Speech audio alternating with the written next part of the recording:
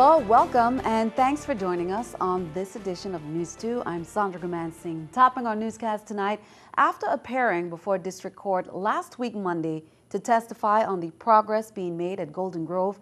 Bureau of Corrections Director Julius Wilson shares his thoughts on the proceedings. According to Wilson, BOC can fulfill its end of the bargain, but they're going to have to deal with certain hurdles. News2's April Knight has more. Corrections Bureau Director Julius Wilson spoke out regarding last week's district court hearing with the Department of Justice and a court monitor, where the judge, he said, urged them to action, not litigation. The good judge admonished all of us. Don't spend time and money on litigation. Spend time and money on implementing this plan. The plan details the steps that the Corrections Bureau needs to take by certain dates to improve the prison's conditions. The safety and supervision of prisoners and their health care are the worst off, according to a monitor's report, and these problems go back to shortage in staffing. The Bureau of Corrections needs to increase its staffing. That is in security and medical. Partially the reason for some of the shortcomings in both areas. According to Wilson, they have the money to hire new people. It's the actual recruitment that poses a challenge. While we've tried to recruit off island and we have had no luck in that area, salaries is key component of recruitment. Our officers are not paid toward the industry standard. And then a mandatory 7-month training with the police academy for new recruits lengthens the wait time. In spite of bad press and a vote of no confidence from the legislature, Wilson says he remains confident that their progress will beat the deadlines. The Bureau of Corrections' intention to meet all the implementation dates. We're confident we're going to meet those dates. Reporting for News 2, I'm April Knight. Rumors of the arrest of former Senator Celestino White and V.I. Port Authority's Executive Director Carlton Dowe have circulated in the past few days. A brief article on Virgin Islands News Online.com, an internet media outlet supposedly based in the BVI, alleges that White and Dowe were arrested on St. Croix on Tuesday, May 6 by federal agents. As of news time, the direct link to this article came back with an error message. According to the U.S. Attorney's Office, if these federal arrests were indeed made, they would have knowledge of it. But at this point, they have no knowledge of such an arrest. On Thursday, Dowe released a statement making it clear that neither he nor White were arrested nor charged with any wrongdoing. White also categorically denied the arrest. You know, they told you that according to them Tuesday, White and I were arrested in St. Croix, but I'm here at work. I hadn't been arrested, I ain't involved in nothing, and that's it. Let me make it clear that I have never in my life been arrested. I have no reason to know why I would be arrested. No, it is not true that I was on St. Croix and arrested while on St. Croix. The online paper represents me as a sitting senator. That in itself shows the credibility of the blogger. I've heard it all. It's not strange, it's not new that you hear all these rumors. In other news, the Senate Committee on Culture and Historic Preservation, Youth and Recreation met Wednesday and approved Bill number 30-0377, sponsored by Senator Myron D. Jackson. The bill transfers the Massac Nursing Home to the Department of Sports, Parks and Recreation for use as a sports resort, facility, and boxing gymnasium. The Massac Nursing Home, which was transferred to the Department of Human Services since 2007, has been unused for several years. The youth of this territory require our attention, and that no time should be lapsed. 7 years, the department has had the opportunity to do its due diligence. Last year, I called the department, the building was available, and I moved forward. DPNR has released a report on the St. Croix Central High School odor investigation, which took place between March 23rd and April 4th, 2014. Based on interviews with hospital staff, CHS students, and teachers, and others who experienced the March 18th incident, it was determined that hydrogen sulfide and potentially other reduced sulfur compounds were the chemicals that likely caused the odor and the physical symptoms. The investigation focused on potential local sources, including the sanitary sewer system at the school and along Queen Mary Highway, and the Diageo Rum Distillery and the Hovenza Oil Terminal. We will have more details from that report. Well, earlier this week, we shared a picture of a man who was wanted by police, and here's an update. 29-year-old Trevor Clark of Hannah's Rest surrendered to police around 9 p.m. on Tuesday at the Wilbur Francis Police Station on St. Croix. Police say he was wanted for more than a week after he repeatedly punched a woman, then choked her. Clark made his initial court appearance in V.I. Superior Court on Wednesday. He was advised of his rights on charges of second-degree assault, third-degree assault, and simple assault in connection with that incident. Bail has been set at $50,000. It's Tourism Month in the USVI, but this week, the USVI Department of Tourism was in Washington, D.C. for a media mission. The goal of this mission is to continue to build the buzz among stateside media publications on what's so nice about the territory. News 2's Washington, D.C. correspondent Natafa Romaine reports. The Department of Tourism team was in Washington, D.C. this week on a major media push. The mission is to get as many major national and international travel publications to write about the territory. Okay, our travel writers in the D.C. and Maryland area know a little bit more about the U.S. Virgin Islands. So that's why we're here, to let them know that the U.S. Virgin Islands is not just about sand, sea, it's more about the adventure and the experience right in the islands. The team went door to door to various magazines, bloggers, radio, and television stations with one goal, and that's to get more stories published about the territory. Well, the next process is they'll write a report and send it to their editor or for themselves and say they just heard about the new renovations at a particular property on the island, and this is a reason why people should go to the Virgin Islands as a new adventure, or there's something else that's happening that's exciting for them. Tuesday night's event was a way to get all the players in the same room and to have an intimate discussion on why the VI is worth additional media coverage. The event also gave the Department of Tourism team a chance to tee up with media partners here in D.C. It's the capital of the world. Thousands of people from various parts of the world come here to Washington, D.C. and it's the adequate place where Caribbean tourism can be showcased.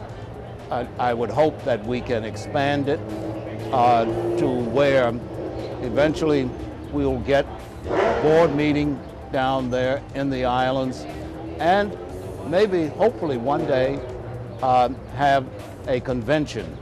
Assistant Commissioner Sibley Hodge says having a more relaxed atmosphere with journalists was an added bonus. It's been very positive. Everyone, it's just like, okay, what's there to do in May? I think I'm going to take my anniversary to the St. Croix in May. So what's happening in May that we can do? It's a party of 40 of us. So I'm like, well, we can find something for sure. There's lots happening. In Washington, D.C., Natafa Romaine, News 2. And tourism events have been taking place since Monday. Events included career fairs, Department of Tourism reps reading to students, and culture and hospitality fair at Emancipation Garden with cultural performances, local favorite foods like bush tea and dumb bread. Now this evening on St. Thomas, the Business After Hours was canceled on St. Croix farm-to-table foodie event that's going on at the Caribbean Museum Center of the Arts with music by Rhythmics Duo and food samplings by Chef Digby. On Friday, May 9th on St. Thomas, Brian Williams returns with customer service training. Marriott's on St. Croix. There's a visitor's appreciation at Henry Rolson Airport from 1 to 5 p.m. On Saturday, May 10th on St. John, it's a cultural fair at the Franklin Powell Park. That's from 11 a.m. to 3. On Sunday, May 25th on St. Thomas, there's a farmer's market in Bordeaux, and that's from 10 a.m. to 4.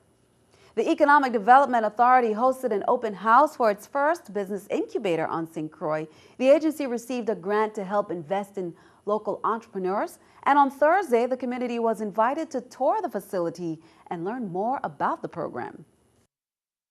We're totally up and running now. We wanted the community to come out today to our open house to see what our services are, to meet two of our consultants today, just network with each other, find out what different EDA programs that we have available to them, along with the Incubator program. Right now in the program, I have 10 participants. I have 3 in-house and also 7 outside participants.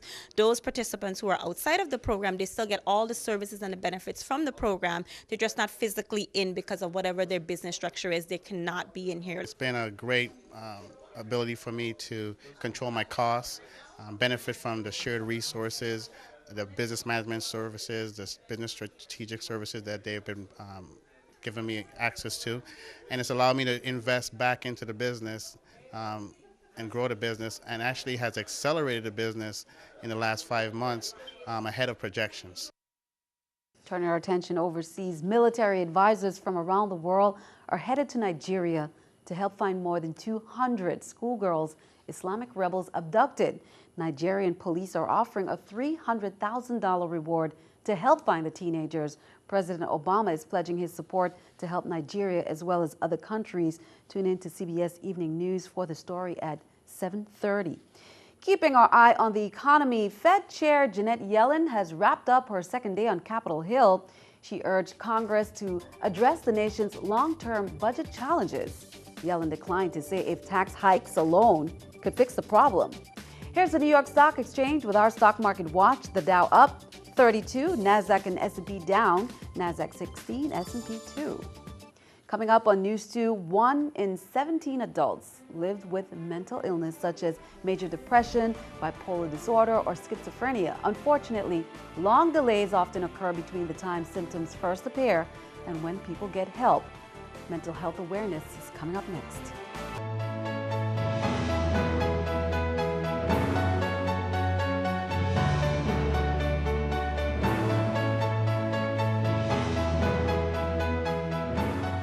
While May is Mental Health Awareness Month, this week is National Children's Mental Health Awareness Week. And experts say it's important to pay attention to children's behavior so that if they're experiencing problems, it can be caught early. News 2's Erica Parsons has tonight's mental health segment. Mental health, whether illness or wellness, affects every member of the community, and children are no exception. With children, what makes it very important for us to be aware of their wellness is because it's sometimes difficult to distinguish between normal developmental stages and a person that's actually having problems. Psychologists say there are a number of issues affecting children, some more prominent than others. Some of them are directly related to major mental illness, such as the biggest hot topic right now is, of course, the autism spectrum. And the other big hot topic is the effect of trauma on children, trauma over their early life that lasts over their lifespan. Dr. Rita Dudley Grant says there's often a link between trauma-related issues and delinquency. She says that link exists sometimes between learning disabilities and delinquency as well. A lot of times what happens is children that are having issues very early on and they are not detected or they're not assisted will then turn to antisocial behavior because children need attention. If they don't get positive attention, they're going to get negative attention. That negative attention can take the form of behavioral problems that could turn into cutting classes, illegal drug use, or hanging out with the wrong crowd by the time a child reaches middle school. Experts say early intervention will help to guarantee a better outcome if a child is challenged, so parents and teachers really need to pay attention. Erica Parsons, News 2. May 9th may be the second Friday of the month, but that's not stopping the First Friday Business Expo. On Friday, they're benefiting the Make-A-Wish Foundation and honoring Belonga Hotel's Colleen Domingue.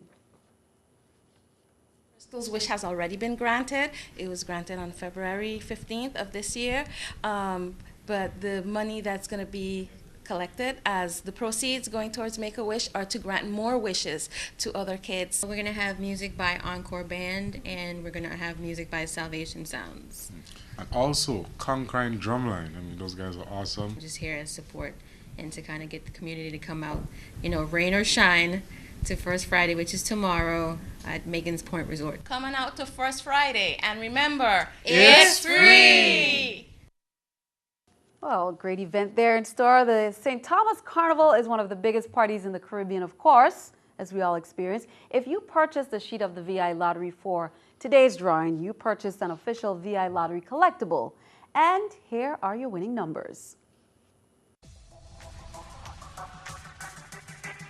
The VI Lottery presents draw results of today's drawing exclusively on News 2. The winning ticket number, the grand prize for $175,000 is 20417. 20417. Second prize for $65,000, 18614. 18614. Third prize for $40,000, 22566. 22566. Fourth prize for $30,000, 26162. 26162. Fifth prize for $20,000, 29410. 29410. If your ticket number wasn't called, keep trying. One of these days, your number could win. The next drawing is May 22nd. Play the VI Lottery and imagine the possibilities. I do. You should too. And best of luck as you check those tickets. Well, a flash flood advisory was in effect earlier today for St. Thomas, which experienced thunderstorms, many flooded roadways across the island. Well, be sure to stick around. Your News2 AccuWeather forecast is coming up next.